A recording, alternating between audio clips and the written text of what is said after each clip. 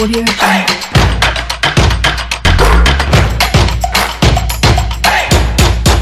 Salut sportifs à toutes et à tous, c'est l'heure où le foot européen prend le pouvoir.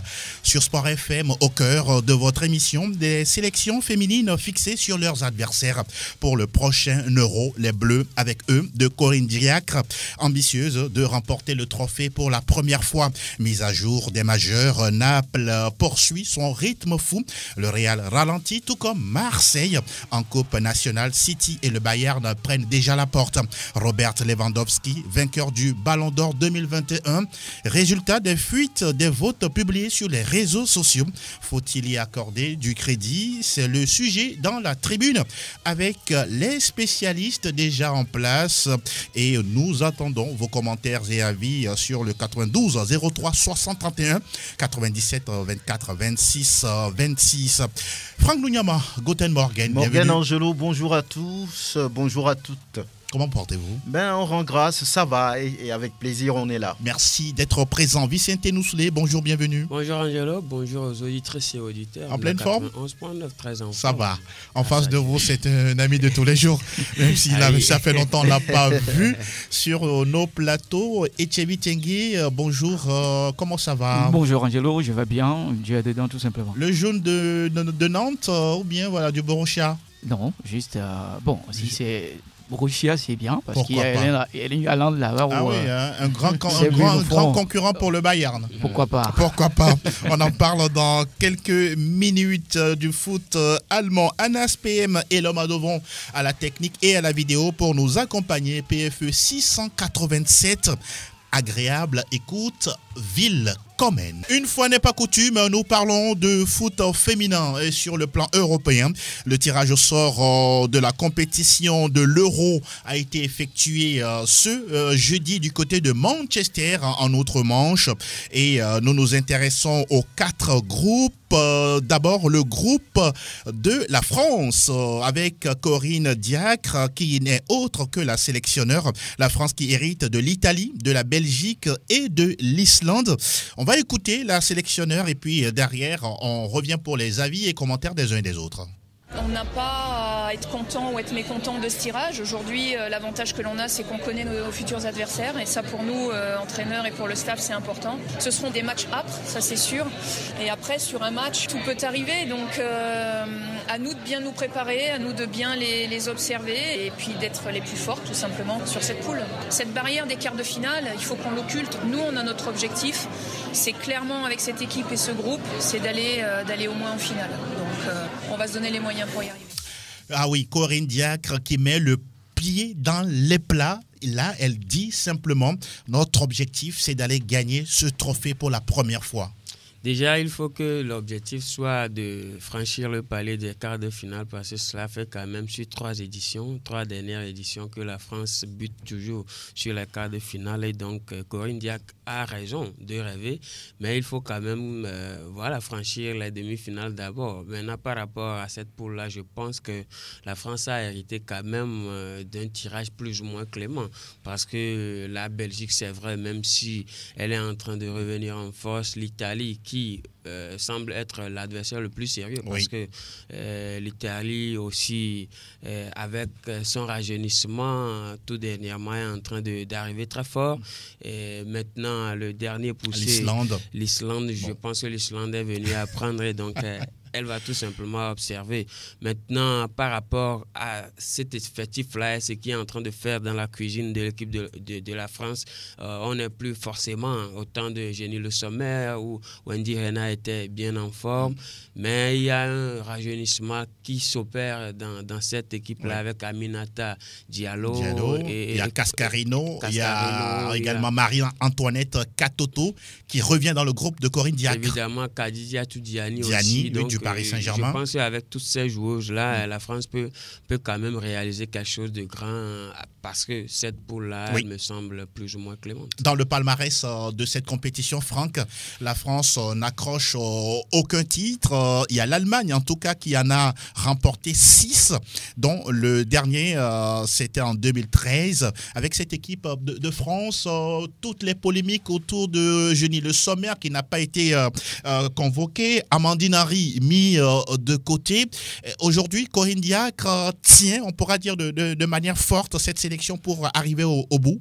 Oui, c'est une dame de caractère qui se retrouve dans un groupe D, comme son nom, Diacre.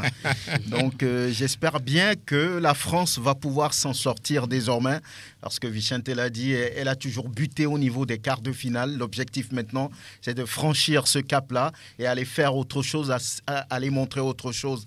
La France ne fait pas pour le moment partie des superpuissances du football féminin en Europe. Lorsqu'on parle de superpuissance, vous devez les connaître. C'est l'Allemagne, c'est la Suède, la Norvège et autres. Les Pays-Bas. Qui est d'ailleurs la tenante du titre, cette nation. Donc la France doit pouvoir batailler. Lorsqu'on écoute Corinne Diacre, elle est prudente. Elle dit en football, tout peut arriver. Quand on sait que la France a les moyens quand même de balayer rapidement ce groupe et de se qualifier pour le tour suivant. Donc c'est une sélectionneur qui a envie de montrer quelque chose, de faire ce qu'elle veut faire, d'être, on va dire, attachée à sa vision. Elle a été critiquée à plusieurs reprises, surtout lors du dernier mondial, où la France a été battue par les États-Unis. Donc, elle a tenu toujours à apporter un vent de rajeunissement à ce groupe-là, et c'est ce qu'elle est en train de faire. On verra bien si elle a raison ou pas d'écarter les Eugénie Sommer et autres et de garder les Katoto, les Cascarino et puis tous les autres. Donc on attend la France, elle dit l'objectif c'est la finale, donc de gagner, donc on verra bien. On suivra exactement les avancées de cette équipe de France, les Bleus, avec eux à la fin s'il vous plaît. Et nous parlons du groupe C, occupé par les Pays-Bas, la Suède, la Russie et la Suisse, justement Pays-Bas qui est né autre que le tenant du titre dans cette poule C. Là aussi, cette équipe est attendue. Très bien entendu. Quand vous écoutez Corinne Diacre quels ont plutôt les objectifs, ça va sans dire que toutes les nations ont leurs objectifs. Pays-Bas qui est le pays détenteur de ce trophée-là, va forcément chercher à faire le doublé. Et aujourd'hui, il y a quand même les concurrents directs, à l'instar de l'Allemagne, la Norvège et la France, sans pour autant ignorer l'Italie et les autres.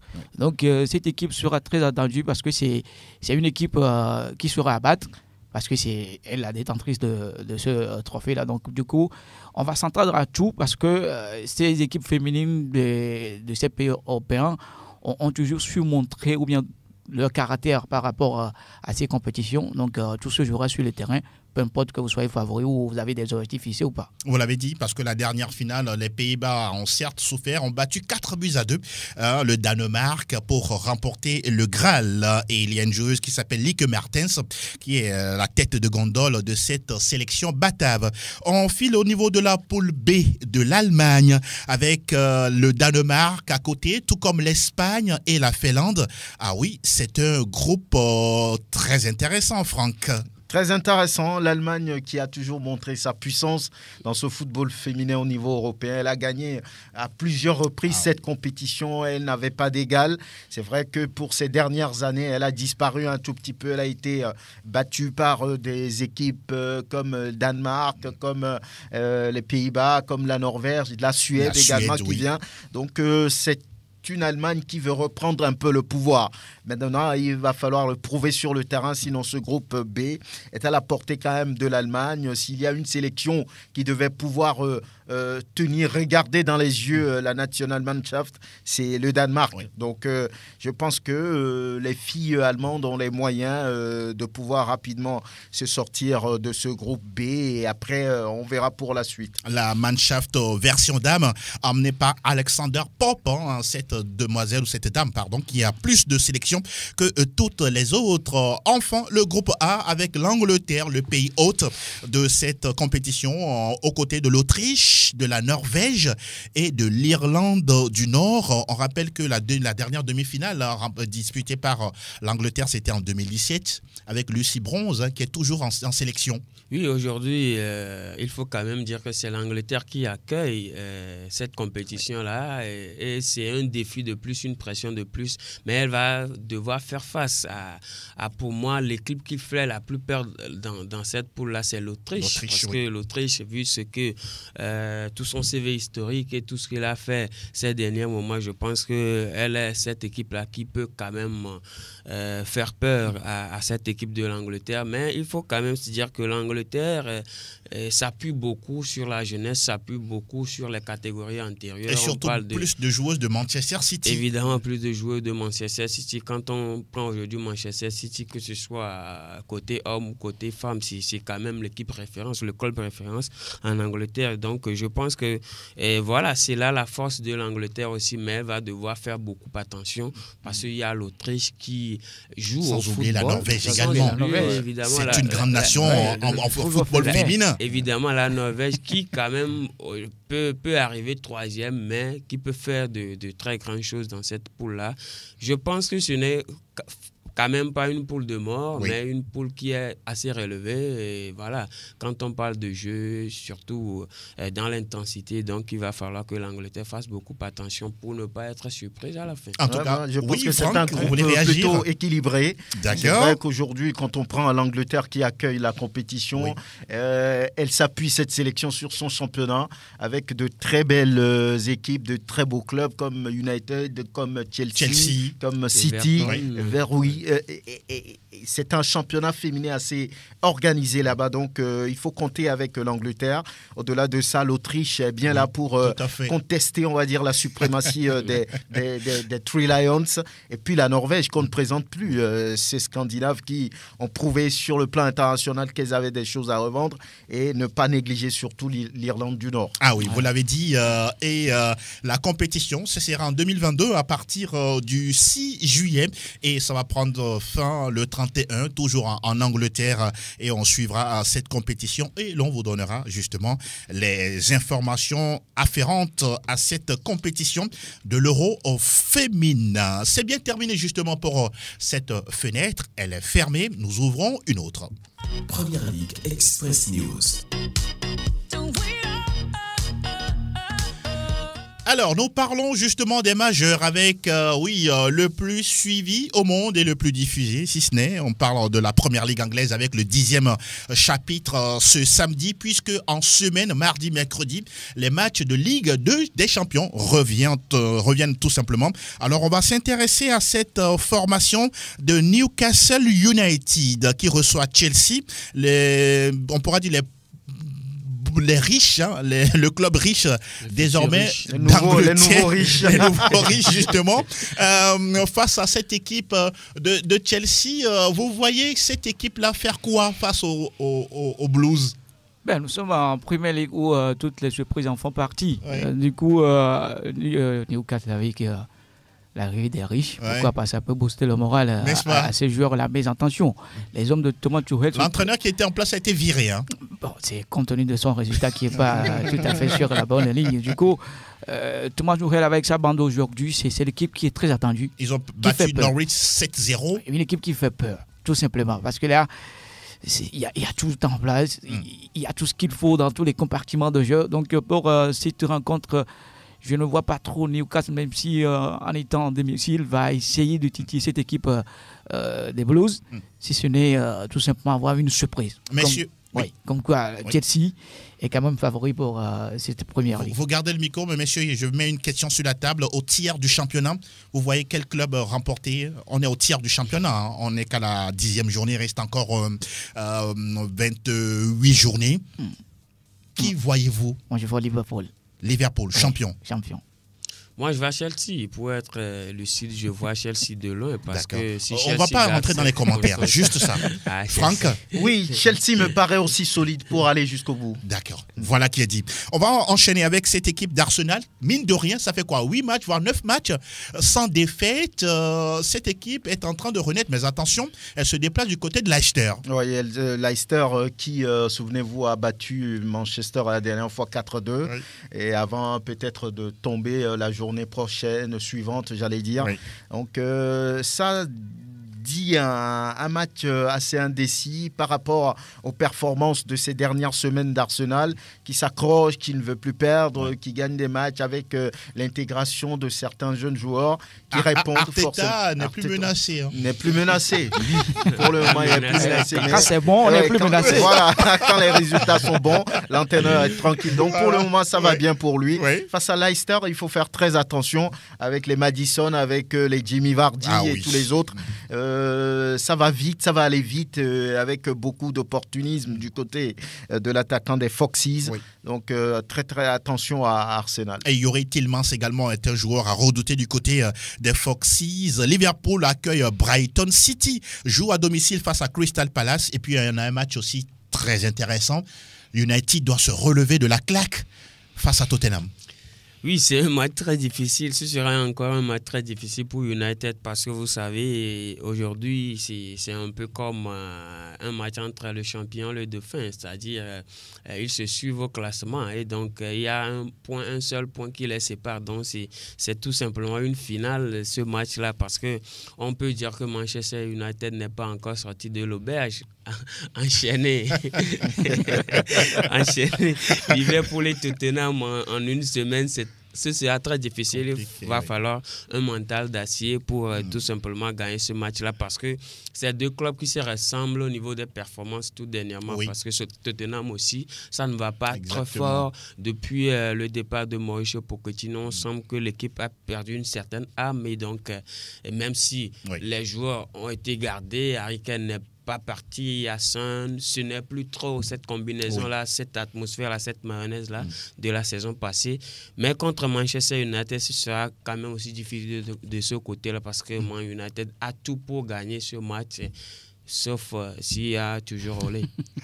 Ah oui, il est là parce qu'il semble que c'est son match de sursis. C'est deux clubs de niveau semblable. Hein. C'est deux clubs, c'est 6e et 7e. Mais ce ne sont pas des jumeaux. Non, ce n'est pas des jumeaux. Mais le problème pour Manchester, c'est d'arriver à se sortir de cette déroute qui fait parler toute l'Europe. Ça reste forcément.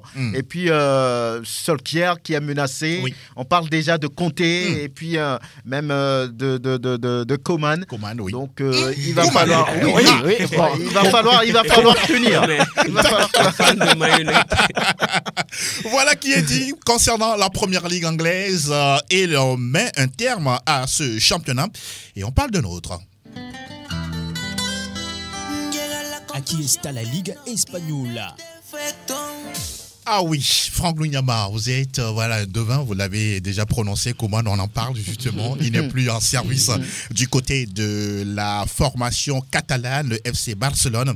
Vous voyez cela venir ou pour vous, c'est un limogeage qui n'est pas logique? Oui, logique ou pas, je ne saurais le dire. Si c'est sur les performances, là oui. Parce que c'est une équipe. C'est logique, mon frère. C'est là, je disais tout à l'heure, si c'est sur le résultat, là c'est logique, j'accepte. Mais sur la longue durée, je dirais que c'est pas logique parce qu'un entraîneur, même si cette équipe de Barça est taillée pour tout de suite avoir les résultats, il faut se donner du temps. Le Barcelone aujourd'hui a quand même des joueurs, mais c'est pas des joueurs qui sont aujourd'hui au niveau. Et ça, il faut du temps. Et là, on demande tout de suite les résultats. La commande, bon, c'est ça aussi le football, la carrière de l'entraîneur. Vous regardez souvent la Liga espagnole, ce Barça avec Koeman, est-ce qu'il a apporté quelque chose? Il n'a pas apporté grand-chose, mais il était sur la voie de la construction, de la reconstruction, pour moi. D'accord. Pour moi. Ok, donc il fallait lui laisser le temps selon vous. Il fallait laisser le temps à Koeman parce qu'il mettait quelque chose en place avec les jeunes, sans pour autant oublier la transition également, et ça prendra du temps. Mais tout de suite demander des résultats sur résultats, c'est quand même l'ADN du club qui demande des victoires. Donc, pourquoi pas un autre veut faire l'affaire. Franck, est-ce qu'aujourd'hui, Laporta et puis Bartomeu, entre-temps l'ancien président, se sont trompés sur le profil de Ronald Koeman? Bon, est-ce qu'il faut dire qu'ils se sont trompés? C'est compliqué. On sait que Ronald Koeman a fait partie de l'époque glorieuse de cette équipe avec la Ligue des Champions gagnée en 92. Donc c'est un homme de la maison, un ancien joueur. Donc on pensait qu'avec lui, on peut relever ce Barça-là qui était un peu en doute. Mais après 435 jours, on constate que ce n'est pas l'homme de la situation. 67 matchs, 40 victoires, 11 nuls, 16 défaites. Il ne fait pas l'affaire aujourd'hui. Le Barcelone est 9e avec déjà 9 points de retard sur le premier. Ce n'est pas dans les ADN de cette équipe. Et à partir de ce moment-là, on savait que le technicien hollandais était en sursis depuis. Et la goutte d'eau qui a débordé le vase, c'était cette défaite face au Rayo Vallecano de Ronaldo et de Falcao. Exactement. Ronaldo le propriétaire, bien sûr. Le Brésilien, pas le Portugais. Donc je pense que par rapport à la vision, à la tradition, de cette équipe. On ne peut pas supporter, on va dire, un tel scénario. Le Barça n'est plus le Barça. C'est une équipe qui doit être reconstruite. Lorsqu'on a pris 20 ans pour construire quelque chose autour d'un homme qui n'est plus de la maison aujourd'hui, vous allez constater avec moi que c'est très difficile, très compliqué. Donc, je ne sais pas si le fait de le renvoyer va faire l'affaire, mais ce n'est pas pour moi un problème d'entraîneur. Parce que celui qui va venir... Ça, c'est ce que vous dites. Oui, ce n'est pas un problème d'entraîneur. Pour moi. Donc, Koeman pouvait continuer à faire l'affaire. Koeman pouvait continuer avec ce jeu du Barça. Lorsqu'on prend le Football Club Barcelone avec des joueurs... Ça fait 3 classicos qui ne gagnent pas face au Real Madrid. Oui, c'est quand même incompréhensible. C'est la fin d'une époque. Regardez un peu ce Barça qui avait gagné beaucoup de titres il y a, on va dire, quelques années avec Guardiola et des joueurs de niveau international. Le Barça n'a plus forcément ces genres de joueurs aujourd'hui. Donc, il va falloir prendre le temps de reconstruire. C'est pourquoi je dis que je ne sais pas lui-même devait apporter quelque chose de bien évident. Mais on ne voit rien, Franck Luyama. Koeman, oui, bien sûr. C'est peut-être sa vision ne colle pas avec la tradition barcelonaise. Pour sa vision, c'est quoi, lui, ancien joueur du club? Lorsqu'on est ancien joueur, on peut être, on va dire, un génie, mais pas un bon pédagogue. Ah, d'accord. C'est un peu ce qui se passe il doit continuer maintenant. à faire confiance à des vieux comme Piqué et puis Sergio Busquets. Bon, peut-être qu'il faut lui laisser le temps de bien s'asseoir. Il est là, ça fait 435 jours. Oui, mais voilà, justement. Un an et quelques, ce n'est pas... Tous ces jours, il n'a jamais apporté une révolution. Ce n'est quand même pas en 435 jours, on ne peut pas changer quelque chose qui a été construit depuis 20 ans. Luc de Jong, selon lui, c'est dans la reconstruction? Quand vous renvoyez Luis Suarez, ça manquait de buteur. Ça a été une erreur de sa part. Voilà. Le fait de dire à Suarez de partir alors que c'est un buteur patenté de la VS, ça c'est une erreur. Je le concède. Maintenant, il a fait peut-être des erreurs aussi en faisant venir certains joueurs qui n'ont pas le niveau du Barça, comme Luc, vous l'avez dit. Donc voilà, il s'est un peu perdu dans la masse. Lorsque vous arrivez au niveau du Barça, ce n'est pas comme dans tous les autres clubs. La pression, elle est permanente et il va falloir surmonter cette pression, ce qu'il n'a pas su faire. Et son habitude, c'est souvent de mettre les 2 mains dans les poches, de regarder tout ce qui se passe sur le terrain. Alors, on parle toujours de... style à lui. Une Coupe du Roi, et puis s'en va. Aujourd'hui, on parle... D'abord, votre avis sur le licenciement de Koeman rapidement? Tout à fait logique. Moi, je pense que c'est vrai que le Barça est en reconstruction, mais il faut reconstruire le Barça avec un coach qui a une certaine vision de jeu, parce qu'aujourd'hui, la question, c'est que le Barça a perdu son tiki-taka. Le Barça a perdu les fondamentaux de sa culture. Pourquoi vouloir faire comme les autres? Oui, à un moment donné, je pense que le Barça, tout comme les autres clubs comme le Real, Manchester United, Manchester City, ont envie de gagner, ont soif de gagner. Et donc, pour Koeman, la victoire suffisait tout simplement pour garder sa tête au niveau du Barça, alors que le Barça aujourd'hui... C'est ce qui importe en football.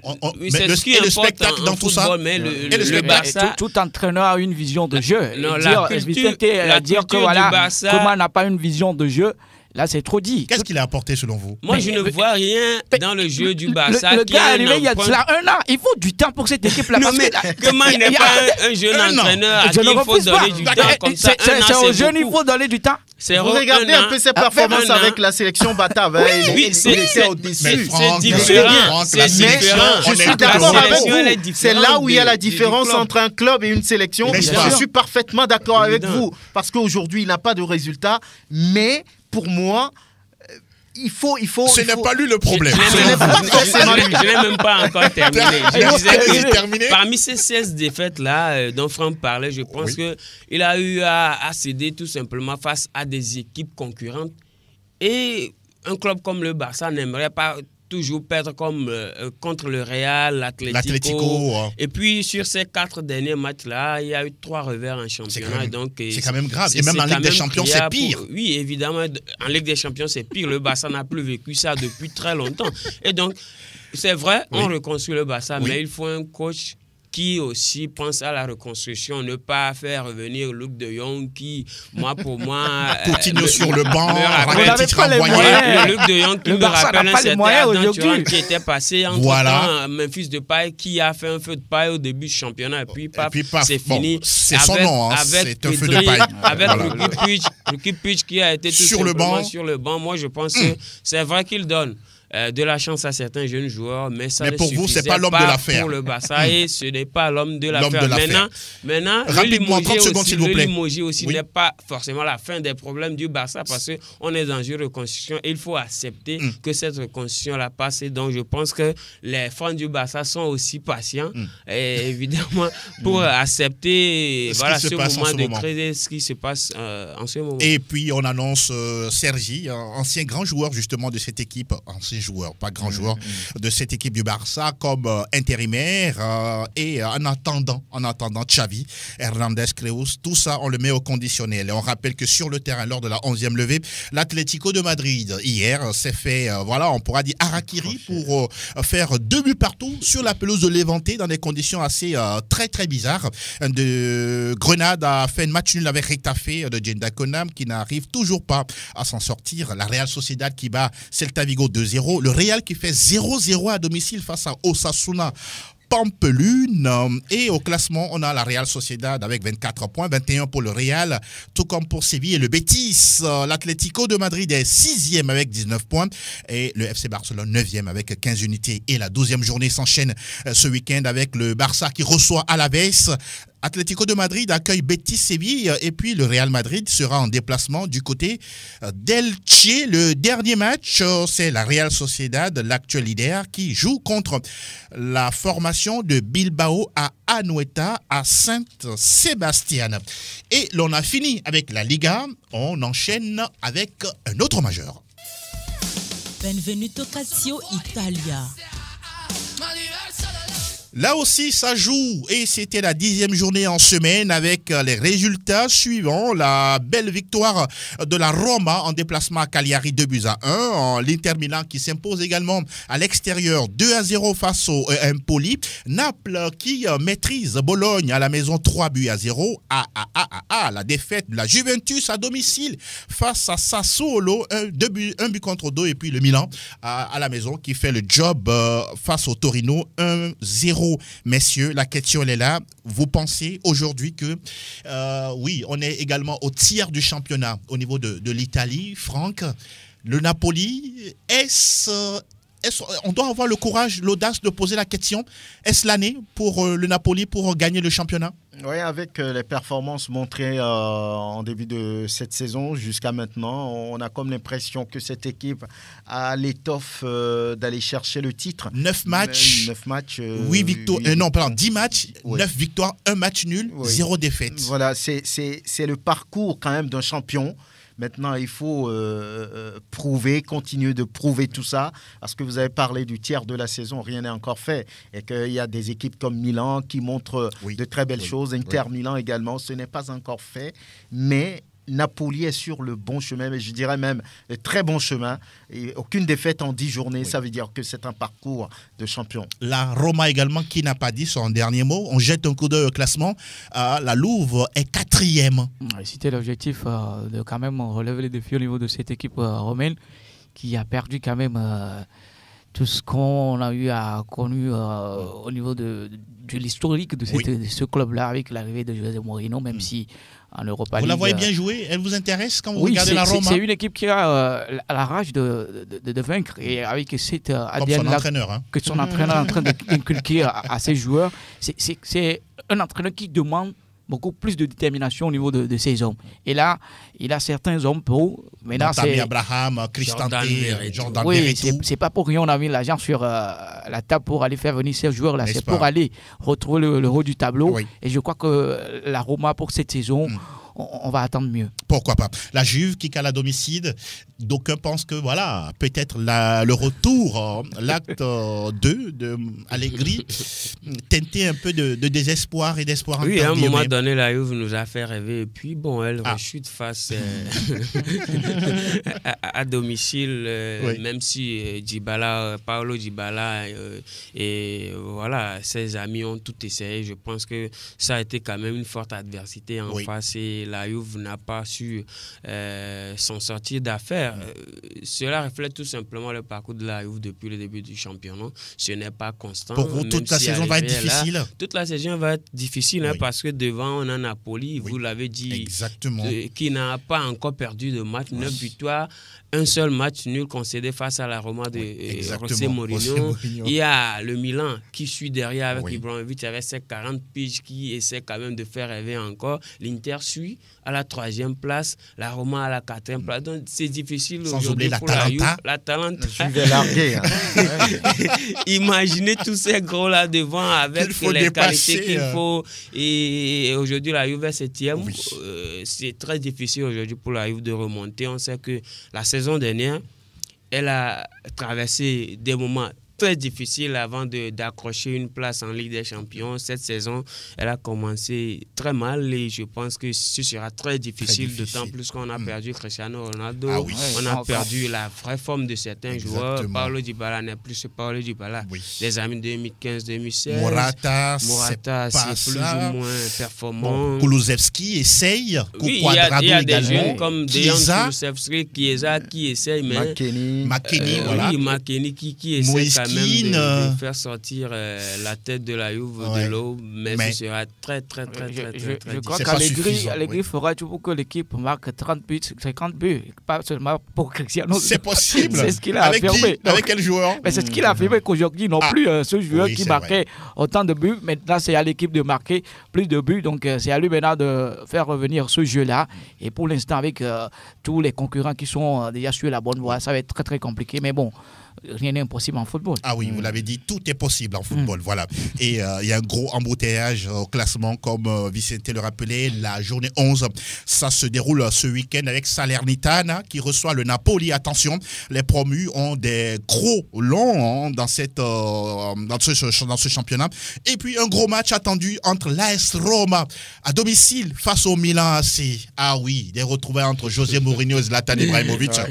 Ah oui, on attend de voir exactement à quoi cela va ressembler. Finito pour la Serie A italienne, direction désormais le pays où, quand on est gardien de but, on est également un libéro. Et on n'a pas compris, on va faire cette parenthèse-là pour titiller un peu le Bayern, le grand Bayern, corrigé 5-0 par Mönchengladbach. Le quotidien Das Bild parle de honte historique et Thomas Müller qui est sorti, qui a demandé des excuses au peuple bavarois. Il ne fallait, personne n'a compris cette déroute, cette chute brutale quand même de l'ogre de la Bundesliga. Nous rappelons que c'est l'équipe type du Bayern qui a joué et non l'équipe C. C'est l'équipe type qui a joué. Voilà pourquoi personne ne comprend ce qui s'est passé. Mais ce jour-là, c'était comme dans un film, dans un rêve. 1-0, 2-0, 3-0, 4-0, 5-0 à l'arrivée. Il faut féliciter aussi cette équipe de Mönchengladbach qui a regardé dans les yeux de cette équipe de Bayern de Munich. On a vu dans l'axe ce jour-là où Upamecano et puis Hernandez qui se sont complètement perdus. Les Tsoule, il n'y a rien à faire. C'était un jeu huilé, fluide, avec des passes dans les intervalles, un jeu rapide. Le Bayern battu à son propre jeu. Voilà, c'est ce que j'ai envie de dire. Ils ont subi ce qu'ils font souvent aux adversaires. Donc, la dernière fois, je dirais tout simplement que Mönchengladbach a mérité sa victoire. Ce n'est pas volé. Et ça n'est plus arrivé depuis 48 ans. Merci de le préciser. Parce que c'était 7-1 face à Düsseldorf. Ah oui, c'est rare, mais il faut le souligner. C'est pour dire tout simplement que le Bayern reste un club et que cette équipe n'est pas invincible, quoi qu'on dise. Comme vous le dites, c'est le premier club à infliger 5 buts aux puissants bavarois. Depuis le 5-2, c'était en 2012 du Dortmund, c'était en finale de la Pokal. Cette équipe du Bayern, certes, le manager principal, Nagelsmann, était covidé, mis en quarantaine. C'est Dino Topmöller qui était sur le banc. Est-ce que c'est le fait de ne pas avoir le principal sur le banc qui cause, ou ce sont les joueurs qui se sont vus un peu trop beaux? Non, c'est pas l'absence du principal qui cause le problème. L'équipe bavaroise, dans son ensemble, a un problème. Et le problème, c'est au niveau de la défense. Quand on prend Upamecano et Douglas Zoule, c'est pas trop. Oui, Niklas Zoule, voilà. C'est pas trop. Un défenseur qui est très lourd, qui ressemble à Maguire en Manchester. C'est une équipe qui, quand vous jouez contre Bayern, et vous reculez, c'est là où ils ont leur force. Mais quand vous jouez le jeu qu'ils mettent en place, ils sont en difficulté. Et là, mon Glaba a quand même su jouer le coup. Je crois que Bayern est quand même une équipe très attendue, une équipe à battre, mais au niveau de ces 11, on fait trop confiance aux mêmes joueurs. L'engagement ne tourne pas trop. Vous pensez que ce n'est pas bien pour les joueurs? C'est pas bien. Arrivé à un moment donné, ils seront cuits physiquement. Il faut faire tourner. C'est une équipe aujourd'hui qui a la profondeur du banc, mais on voit en même temps que ça ne tourne pas. Et à un moment donné, la fatigue, ça commence par s'installer. Donc, c'est pas l'absence de Nagelsmann qui cause le problème. C'est également au niveau des joueurs qui, dans certains compartiments de jeu, ne répond pas. Avant de parler du calendrier de week-end, il y a également une polémique concernant Joshua Kimmich qui a déclaré publiquement qu'il ne va pas se faire vacciner contre la Covid-19 et il y a les critiques qui pleuvent sur le joueur. Oui, après, je pense que c'est une décision personnelle qu'elle a prise, mais en même temps, on vit dans une situation précaire, sanitaire, et donc il va falloir se conformer aux règles qui ont été mises en place. Je pense d'ailleurs que dans tous les championnats où, à un moment donné, l'UEFA ou les ligues de football professionnelles de chaque pays doivent tout simplement obliger à un moment donné les joueurs. Obligé? Oui, obligé parce que, vous savez, Nagelsmann a été covidé. Donc, si votre entraîneur a été covidé et que vous, le joueur de cet entraîneur-là, vous êtes exposé, donc il va falloir quand même se protéger en amont contre cette maladie-là.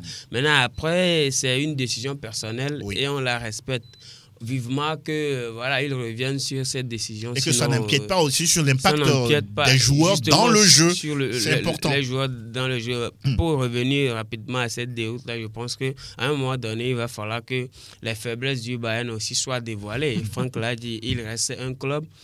Et tout comme avec des humains, des humains qui peuvent aussi perdre à des moments donnés. Je pense que cette défaite-là, elle est la bienvenue pour le Bayern de se revoir, de corriger certaines erreurs, parce que en défense, moi, je ne suis jamais satisfait depuis un bon moment quand on parle du Bayern, parce que c'est une charnière centrale. Pour vous, c'est un géant talon d'Achille selon vous? Oui, c'est toute une ligne défensive qui a été tout simplement en perpétuelle rotation, qui n'est pas forcément solide, qui n'est pas forcément constante, surtout avec aujourd'hui l'arrivée de Upamecano, excellent défenseur pour la précocité de son âge, mais qui commet des boutes, qui n'est pas totalement intégré selon moi. Donc peut-être il a besoin de beaucoup plus de temps pour le faire. Pourquoi pas? Mais pour le moment, je pense que cette défaite-là, elle est venue à point nommé pour justement que le Bayern revoie ses failles et bien rebondir. C'est un accident. Évidemment, l'accident permet de faire les révisions techniques. Évidemment, on va dire le problème de Bayern, c'est on va dire la solidité, on va dire parfois douteuse de sa défense. On n'a jamais réussi à mettre une défense assez solide sur toute une saison. Et il faut toujours changer, remettre Lucas dans l'axe ou sur le côté. Ça n'a jamais été quelque chose de facile pour les entraîneurs. Je ne sais pas pourquoi. C'est là le chantier de Nagelsmann. C'est le chantier véritablement. Parce que Zule, trop lourd, je ne le vois pas dans l'axe. Parce que là, s'il y a un attaquant qui va très vite, rapidement, il va céder. Donc, c'est le chantier auquel Nagelsmann doit pouvoir s'attaquer. Et puis, de l'autre côté, pour cette histoire de vaccination, je crois que l'homme est libre. Et la vaccination doit être une démarche libre, personnel, individuel. Lorsqu'on commence par obliger quelqu'un, c'est de la dictature à mon avis. Il a le droit de dire, moi je ne veux pas qu'on mette ce truc dans mon organisme, comme le basketteur américain l'a dit, comme Novak Djokovic aujourd'hui qui a refusé de se faire vacciner. Donc ce n'est jamais été une obligation.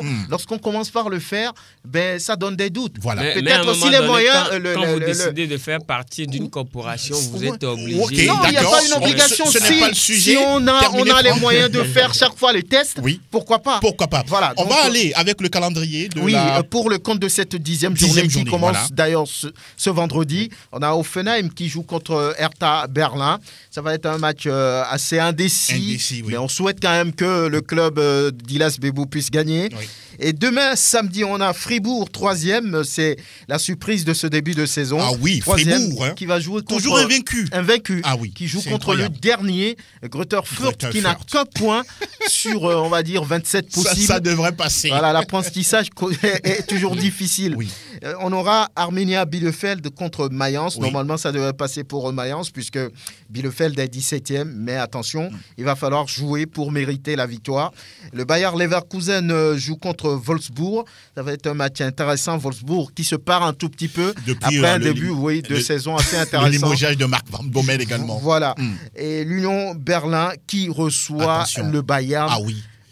Faut pas que la foudre tombe sur cette équipe. Ça fait 21 matchs sans défaite pour l'Union de Berlin dans son entre. Ouais, dans son entre. Donc c'est une forteresse imprenable. Ouais, c'est une équipe qui est solide. Oui. La preuve, elle est 5e au classement. Voilà. Donc ça va être un match assez intéressant. J'espère pour les Bavarois qu'ils ont su digérer cette déroute avant d'aller chercher Union Berlin. Dortmund 2e joue contre Cologne. Oui. Et Francfort reçoit Leipzig. Leipzig qui n'est pas très fort cette fois-ci. Et puis dimanche, il va y avoir 2 matchs. Oui. Augsbourg, Stuttgart et puis Mönchengladbach qui joue contre Bochum. Dankeschön, Herr Nyama. Et nous terminons le tour des majeurs avec... Total Info Ligue 1. Info Ligue 1. La Ligue 1, la 12e journée avec des matchs intéressants à partir de ce soir. Ça dépend de quel moment vous nous recevez, puisque le Paris Saint-Germain joue contre Lille. Lyon accueille Lens, un match très intéressant à suivre. L'Olympique de Marseille sera en déplacement du côté de Clermont. Et puis face à face entre Brest et Monaco. On va faire le débat dans quelques secondes concernant le prochain Ballon d'Or. Plateau Foot Europe sur Sport FM. La tribune où les spécialistes disent tout haut ce que le public pense tout bas. Alors, le sujet commence déjà à faire grand bruit sur les réseaux sociaux. La rumeur commence déjà à tomber, à fuiter. On annoncerait, nous le mettons au conditionnel sur ce que nous voyons un peu partout. C'est la grosse rumeur sur les différents réseaux sociaux. Robert Lewandowski devance Lionel Messi et Karim Benzema au prochain classement Ballon d'Or. Et c'est normal et logique. Quand on prend la saison dernière de Lewandowski, sans annulation de ce Ballon d'Or, il aurait largement mérité. Maintenant, c'est un Ballon d'Or qui a perdu pour moi tout son aura. France Football serait en train de faire une réparation. Oui, il faut réparer cette bourde-là. C'est une bourde. C'est une bourde, une grosse erreur. Une grosse erreur. Oui, c'est inadmissible de ne pas attribuer ou bien donner ce Ballon d'Or à Lewandowski qui mérite bien sûr ce Ballon d'Or. Qu'est-ce que France Football a gagné à ne pas donner le Ballon d'Or à Robert Lewandowski? Parce que là, ces privilégiés n'étaient pas au rendez-vous. Ah, oui, vous êtes dans les sucrés des dieux, là. Les privilégiés, c'est Cristiano et Messi qui, de par tout ce qu'ils dégagent comme l'aura sur le football mondial, quelque part, France Football gagne dedans par rapport à l'image là. Mais il faut mettre de côté cela et se rattraper parce qu'on a commis une grosse erreur et là, c'est la réparation ou jamais. Doit-on donner du crédit à cette fuite? Plus ou moins. Parce que là, nous, on est des journalistes, on n'est pas des fans ni des supporters. Évidemment, on parle en tant que journaliste. Il faut faire beaucoup attention, il faut prendre ces informations avec beaucoup de pincettes. Parce qu'aujourd'hui, à l'ère des réseaux sociaux... Du même moment, il n'y a pas de la fumée sans feu. Oui, du même moment, il n'y a pas de la fumée sans feu. Mais après cette première fuite-là, qui mettait Robert Lewandowski devant, il y a eu 2 autres fuites après où Lionel Messi battait Robert Lewandowski. J'ai vu une autre aussi où Cristiano Ronaldo était en tête. Donc, il va falloir faire beaucoup attention par rapport à ces fuites-là. Maintenant, par rapport à ce qui va se passer le 14 novembre. Non, c'est le 29. C'est le 29 Dans un mois exactement. Dans un mois exactement, oui. Je pense que au vu des 2 dernières saisons, parce que si on prend cette saison-là, moi, je pense qu'il n'y a pas de candidat qui est en train de surpasser tous les autres. Il le mérite, selon vous? Absolument. Mais pour moi, Robert Lewandowski, vu ce qu'il a fait de ces 2 dernières saisons, et quand on prend aujourd'hui la carrière professionnelle, il est au-delà de 500 réalisations. Donc, je pense qu'individuellement, c'est un joueur qui a quand même beaucoup fait pour mériter ce trophée-là. D'autant plus que ce trophée, il est individuel. Maintenant, en club aussi, il a gagné la Ligue des Champions l'année passée, l'année dernière, la Bundesliga, même si avec sa nation, la Pologne, ça ne cloche pas fort parce que c'est là où je trouve le bémol des critères pour Robert Lewandowski. Mais Robert Lewandowski a fait grand-chose avec les sélections, ils l'ont remporté. Oui, mais en tout cas, en général, Robert Lewandowski a quand même tenu tête à Cristiano Ronaldo et Messi durant ces dernières années parce que Vous pensez de façon constante? Pas de façon constante. Merci de le préciser. Mais au niveau des chiffres, voilà, il a été tout. Franck, aujourd'hui, est-ce que l'aspect beaucoup plus buteur, réalisation, va beaucoup plus peser en faveur de Robert Lewandowski? Bien sûr. Souvent, depuis très longtemps, ce sont les attaquants qui ont gagné. Ceux qui assurent le spectacle, c'est vrai que c'est toute une équipe qui joue et puis il y a un qui se dégage. Mais je pense que ce qu'il a réalisé aujourd'hui joue en sa faveur. Et puis, c'est sur une année civile. Exactement. C'est pas sur une saison le de préciser. football, il faut le préciser. Donc ça l'avantage au plus haut point. Et je fais partie de ceux qui ont dit que c'était une bêtise de ne pas donner le ballon d'or la saison dernière. 2020. Oui, parce qu'on a joué la Ligue des Champions, on a joué toutes les compétitions. Les formats ont été différés. Non, vous n'êtes pas d'accord. Non, ça n'a jamais été. On n'a jamais dit que oui, Liverpool a gagné le titre dans une saison covidée. Donc, ce n'est pas un titre à mettre dans les annales. Non, ça n'existe pas. Donc, ça a été une erreur de ne pas attribuer le ballon d'or. Je fais partie de ceux qui pense comme ça. Donc, cette fuite peut être vraie, mais il faut faire attention. Robert Lewandowski est aujourd'hui 1000 fois devant Lionel Messi, 1000 fois devant Cristiano Ronaldo. 1000 fois devant Jorginho également. Jorginho qui a gagné la Ligue l'Euro. Voilà. Donc, je pense que bon, Lewandowski est mieux placé pour le gagner. Ce sont en tout cas... Jorginho, Donnarumma et autres, c'est surtout le collectif qui a quand même été à leur profit. C'est ce qui a été à leur avantage selon vous. Oui, quand on prend les performances individuelles, Lewandowski est très très haut. Et aujourd'hui, la barre de Lewandowski, je ne vois personne aller atteindre cela. Et oui, si on remet ce ballon d'or, vous aimez le joueur. Pas que j'aime le joueur, c'est le mérite on s'en tient aux statistiques du joueur. C'est le mérite selon vous. C'est le mérite. D'accord. Et il ne faudrait pas que les votants commettent... Ça aussi, il y a 180 journalistes. C'est ce que je comprends pas. Donc, on attend de voir ce que ça va donner en matière de résultats. Alors, les auditeurs, vous pouvez déjà commencer également à participer à cette rubrique pour donner vos avis et commentaires concernant cette fuite des votes concernant le prochain Ballon d'Or France Football. Robert Lewandowski serait devant Lionel Messi, un certain Karim Benzema ou encore Jorginho. On attend de voir. Bonjour auditeur. Oui, bonjour. Bonjour. Oui, le petit nom? C'est Junior de Piranco. Oui, Junior, c'est la première fois que vous appelez apparemment. Ah oui. D'accord. Votre avis? Allez-y. Je donne un Ballon d'Or à Robert Lewandowski. Ah d'accord. Pour vous, c'est quoi les raisons? Ah, il mérite, c'est le travail. Ah, il mérite, c'est le travail. Les autres ne travaillent pas. Oui, je n'ai pas d'émission. D'accord, c'est bien noté, c'est Junior qui l'a dit. C'est le mérite, c'est le travail. Un autre qui compose soit le 92 03 60 31, 97 24 26 26. Bonjour. Oui, bonjour Tony. Oui, Faustin. Oui. Allez-y, nous écoutons. Est-ce que je peux toucher un peu mon club Bata? Non. Aujourd'hui, c'est le sujet Ballon d'Or. Lewandowski serait le prochain Ballon d'Or. Logique ou pas, selon vous? Je mets Messi devant Lewandowski.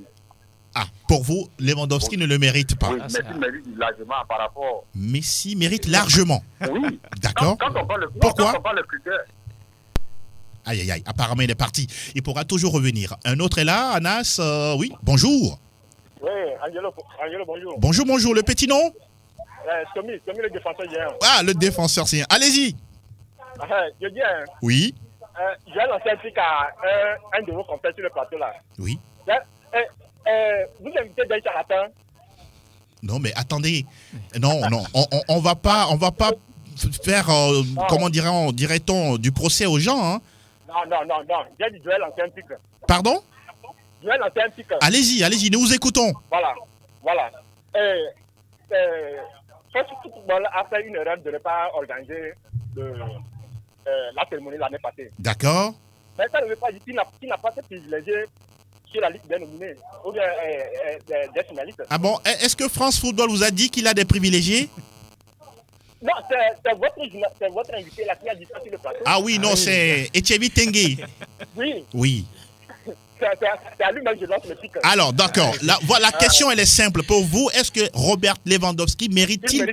D'accord. Merci beaucoup, Tommy, et à très bientôt. Un autre est là. Bonjour, auditeur. Oui, bonjour, monsieur Angelo. Oui, le petit nom? C'est l'abbé. L'abbé, oui, nous vous écoutons. Pour moi, Lewandowski mérite d'être bien ce ballon d'or. D'accord. Moi, je le dis souvent, la dernière fois, je causais avec des amis. J'ai dit, si on donne ça à Lionel, mais moi, je ne veux plus suivre le football.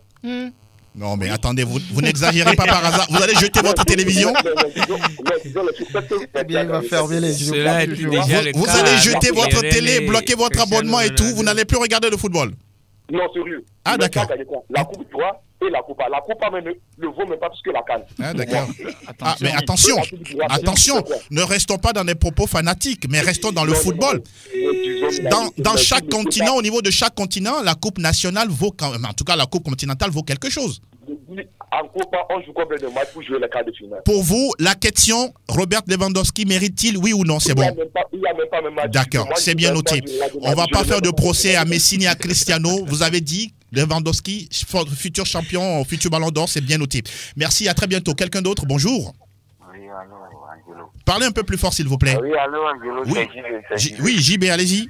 Oui, les gens disent c'est quoi vous saluez. Oui, nous saluons également. Merci beaucoup. Je vous ai dit concernant notre entraîneur Coman. Oui, JB, le sujet aujourd'hui, c'est le ballon d'or 2021. Vous savez? Oui. Si la France n'a pas organisé le ballon d'or 2020, oui. 2020, Lewandowski, il a mérité le ballon d'or 2020. Ok. Et 2021 là, oui. Il n'a pas mérité. C'est qui? C'est qui selon vous? Il y a des joueurs sur... Oui. Il y a Jorginho, Messi. D'accord, d'accord. Pour vous? Cette année les coupes continentales comptent, non? Oui, mais chaque année, ça compte en tout cas. Oui. Cette année, Lewandowski a fait quoi? Ah, ça c'est selon vous. Lewandowski ne le mérite pas. Peut-être Jorginho ou quelqu'un d'autre. Merci beaucoup et bonjour à tous ceux qui nous reçoivent du côté de Tchèque. Un autre est là. Bonjour. Alors, bonjour. Oui, et l'homme le bavarois. Ah oui, naturellement, on vous attendait dans cette émission.